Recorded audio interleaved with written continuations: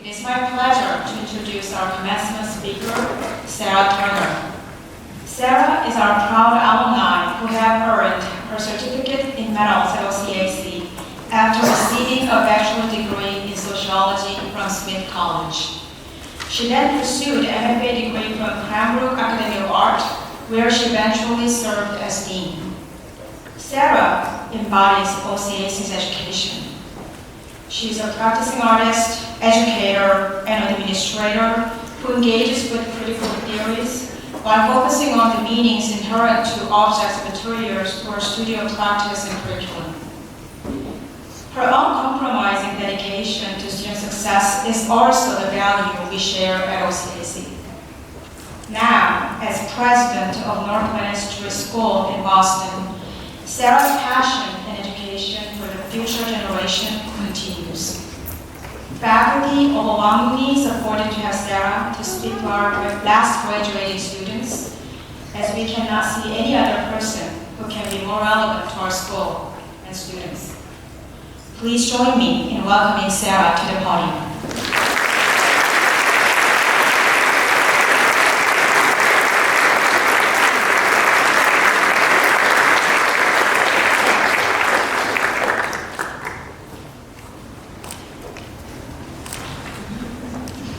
Good afternoon and welcome. Welcome to the parents and families, to the partners and friends of this group, the 2019 graduating class. It's wonderful to come together today to mark your accomplishments.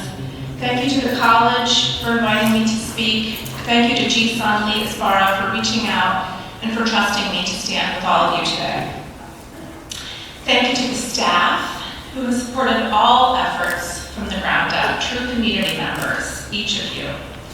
And a special thank you and respect to the faculty, both present and past, who have balanced their teaching and leading with their own creative work. Thank you for being the people we wanted to study with, the people we wanted as our guides, even as we resisted you. To be asked to speak today is a tall order. I've been asked to offer some reflections on a day that is truly celebratory.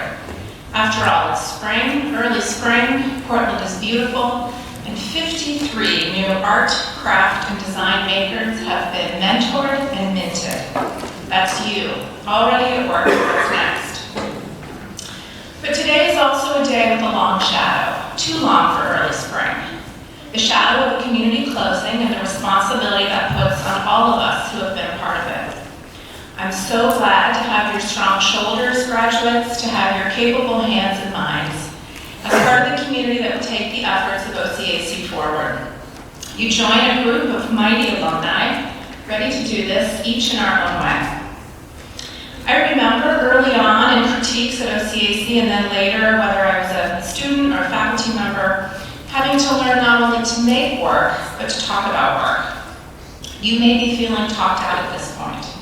I can imagine you've come off with rounds and rounds of critiques, simultaneously wanting to squeeze out every last drop of conversation, and at the same time tired of language, the thick heaviness of critical conversation. So I'll try to keep this crisp, and we'll try to let some light in.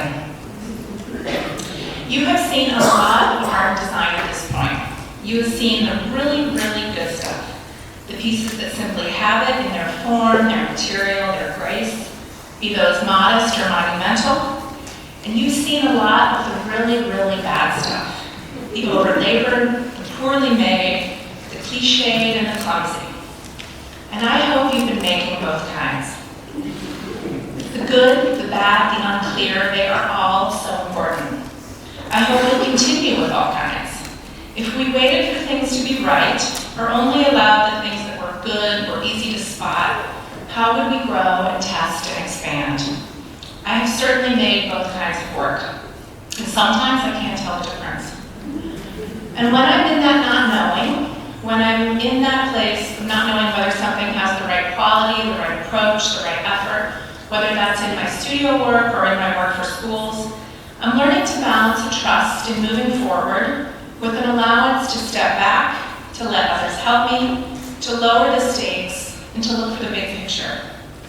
This is what I love about students working on art and design There seems to be less emphasis on solo authorship or on heroically going it alone. Yes, we still have those who want to be art stars, and we'll need some art stars, and there might be some here with us today. But I see that the artistic and creative identities that you create are not for yourselves alone. You found ways that are not fixed and not expected to endure. I've seen students test out new modes, short, fruitful collaborations that take hold with all of the conviction and passion of something meant to last forever. And yet there's a willingness to change tacks, to move on, to adapt, and to reform. The ways that you are blending what you do seems to require this kind of flexibility. Efforts that once would have been artworks are now a mix of object, performance, text, installation, and exchange. Through the mix of craft, art, and design, your work is also action, engagement, social. It's process-bound, letting the seams show, the cracks as important as the veneer. Your work is sometimes sight and place, not tangible at all. Still, it reaches out to people, it asks us to participate, to wear it, to sit in it, to use it, inviting us to be a part of what you do. And I'll confess, I sometimes get lost in this work. When studio practice becomes a trailer in the desert, when sculpture is a lousy fan whirring in the corner of the room, I go looking for the familiar anchors of field and discipline, for names. But you show me that these notions and traditions are still a part of what you do, and that research and practice and form can take new, old ways. Authorship is up for renegotiation. What is foregrounded are the partnerships, the projects, the spaces, and the experiments. And this is so good, because it seems to me to be one of the best reflections of our times. And even when identities shift and slide, we yearn for something physical, tangible, something material. This is what I've always admired about the special alchemy of OCAC. It has been a school with a powerful craft history rooted soundly in tradition, technique, and skill. You have been helped to make things actual, to give form to your ideas. You have been helped to understand tools, materials, pigments, images, and histories. Happily, OCAC gave us a place to both embrace and challenge these things. We were enamored by some of what it had to offer, and we were skeptical of other parts. It will be important that you're selective about what you take from your studies. You don't have to accept all of it. I have found that unlearning our educations, reframing them in our own ways, is as generative as the education itself. We have this idea that knowledge is passed down, a precious thing gifted from one person to the next, but we know this isn't how it works. Knowledge and knowing is generated, it evolves, ideas are reformed, refitted, they're tuned up or they're left behind. So whatever you choose to carry with you, you have invested in your own abilities, your own expertise, your own way of knowing. This is yours. With continued practice and effort, it will become more deeply you, and as it does, it will also change. This is one of the aspects of having an education and craft that I have valued most. The abilities, both practical and intellectual, that it has given me. I am able to fit and fabricate, to take things apart, to repair them, and to build them back. This has given me a confidence and a willingness to experiment, to test, and to fail. Craft practice also gave me a quiet respect for time. So much of making is slow, and yet suddenly, there is the thing right before you.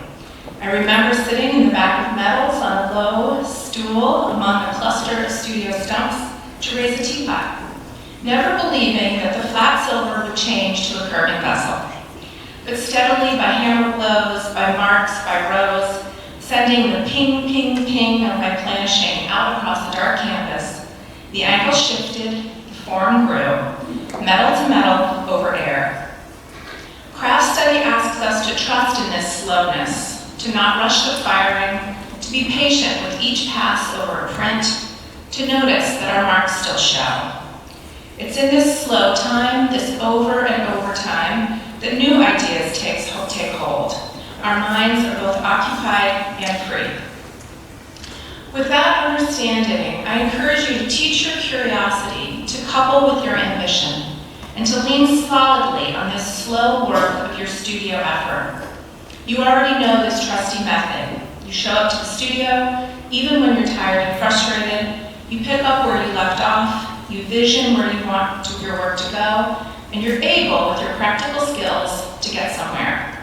This won't always be in art making. All of us go on to do many things, but it will stand you in good stead if you remember and you trust that you have it. When I'm stuck, when I'm overwhelmed, when I'm in over my head, and please get yourself in over your head, I return to what I learned in the studio. For me, it's a mix of mapping and planning, trying and seeing, a call and response of progress and results, steady work, day by day.